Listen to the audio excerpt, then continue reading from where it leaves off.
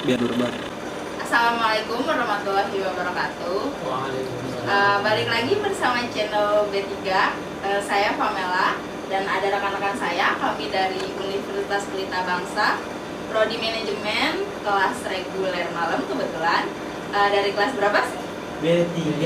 Oh, MA 20 B3 ya. Betul. Saya dan rekan-rekan ingin membahas soal proses manajemen risiko yang ada di dalam sebuah perusahaan.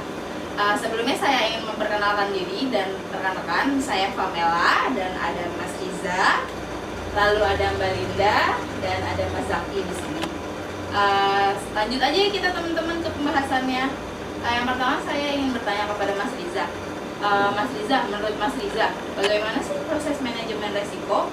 Apakah ada konsekuensi jika perusahaan tidak menerapkan manajemen risiko? Tentu ada, Mbak. Jadi gini, Mbak Pamela dan rekan-rekan, konsekuensi terbesar jika tidak melakukan manajemen risiko adalah tentu saja ketika sebuah perusahaan menghadapi permasalahan yang mengancam. Mereka tidak memiliki persiapan yang memadai untuk mengatasinya. Seperti itu. Maksudnya permasalahan mengancam kayak gimana ya, Mas? Itu seperti abnormal di perusahaannya, Mbak. Oh, misalkan abnormal manpower atau abnormal proses, seperti itu ya, Mas? Ya, betul. Jika seperti itu, bagaimana sih penerapan manajemen resiko bisnis yang dapat dikatakan berhasil di dalam perusahaan? Jadi penerapan manajemen risiko yang berhasil itu ditunjukkan dengan adanya identifikasi dan analis risiko sesuai tingkat kepentingannya. Risiko dimitigasi, dilacak dan dikendalikan secara efektif, permasalahan dicegah sebelum terjadi dan pegawai secara sadar. Pegawai secara sadar fokus pada yang akan mempengaruhi pencapaian tujuan. Oh, berarti penerapan manajemen risiko yang berhasil itu ditunjukkan dengan adanya identifikasi dulu ya, Mas? Betul. Lanjut deh, saya ingin membahas sama Mbak Linda. Mbak Linda, bagaimana sih membuat manajemen risiko untuk meminimalisir kerugian yang ada di dalam perusahaan, yang kemudian yang akan diterima perusahaan dalam prosesnya? Oke, sebenarnya ada beberapa cara ya untuk menerapkan manajemen risiko dalam sebuah perusahaan. Yang pertama tadi sudah disebutkan juga ya sama Mas Rija, yaitu melakukan identifikasi risiko. Itu sangat perlu ya untuk identifikasi risiko. Lalu yang kedua, kita bisa melakukan analisis berdasarkan dampak terburuknya terlebih dahulu. Lalu bisa juga melakukan pengendalian risiko, dan yang lain itu melakukan pemantauan. Oh, jadi seperti itu ya Mbak tahapannya ya. Lalu jika sudah seperti itu, bagaimana sih cara mengelola sebuah risiko menjadi sebuah peluang dalam berwirausaha? Oke, di sini ada tips ya dalam melakukan manajemen risiko bisnis. Jadi yang pertama yang tadi sudah dijelaskan ya, identifikasi risiko terlebih dahulu. Jadi kita itu bisa mencoba mengidentifikasi kira-kira apa aja sih jenis risiko yang dapat muncul, apakah dari sisi finansial, apakah dari sisi pemasarannya. Lalu yang kedua ada yang namanya ranking berdasarkan kerugian. Jadi kita rankingkan kerugian-kerugian yang ada di perusahaan, lalu lakukan kontrol resiko. Jadi resiko juga perlu untuk dikontrol. Lalu yang terakhir bisa memonitoring dan mereview kembali untuk kerugian tersebut. Oh, jadi itu ya Mbak cara-cara untuk meminimalisir kerugian ya Mbak? Ya, betul.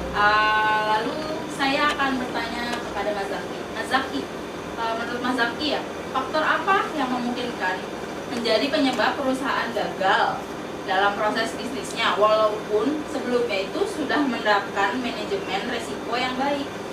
Ya, perusahaan yang mengalami kegagalan dapat terjadi karena belum mengimplementasikan manajemen risiko yang efektif dan tepat. Lalu proses-proses manajemen risiko yang seperti diidentifikasi risiko, analisis risiko, dan pengelolaan lainnya itu tidak berjalan sesuai dengan yang telah direncanakan. Jadi itu kalau misalkan tidak berjalan sesuai dengan yang direncanakan itu dapat menjadi faktor penyebab perusahaan gagal ya Mas ya? Betul. Oh, seperti itu ya Mas. Lalu saya ingin bertanya lagi ya Mas, apakah dengan menerapkan manajemen risiko dapat meningkatkan produktivitas sebuah perusahaan? Ya, itu sangat mempengaruhi. Dengan manajemen risiko, perusahaan bisa berfokus meningkatkan produktivitasnya, baik itu produktivitas dari segi penciptaan produk maupun produktivitas kinerja karyawan. aktivitas perusahaan pun akhirnya akan memberi dampak positif berupa memberi keuntungan atau laba. Oh, jadi seperti itu ya Mas. Nah teman-teman, jadi cara-cara memanajemen resiko prosesnya itu dalam perusahaan itu seperti yang sudah dijelaskan tadi ya teman-teman. Menurut saya, jadi kesimpulannya itu setiap perusahaan wajib menerapkan manajemen resiko untuk meminimalisir kerugian yang akan dihadapi dan dampak juga pada kemajuan perusahaan yang di kemudian hari. Jadi menurut saya manajemen resiko itu sangat baik ya teman-teman. Dalam sebuah perusahaan itu sangat penting. Jika tidak ada manajemen resiko itu, kemungkinan kecelakaan kerja atau kemungkinan kerugian itu pastilah adalah teman-teman. Makanya dalam setiap perusahaan itu harus ada manajemen resiko.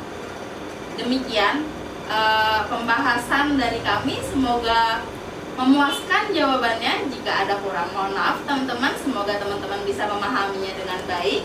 Terima kasih. Wassalamualaikum warahmatullahi wabarakatuh. Waalaikumsalam warahmatullahi wabarakatuh.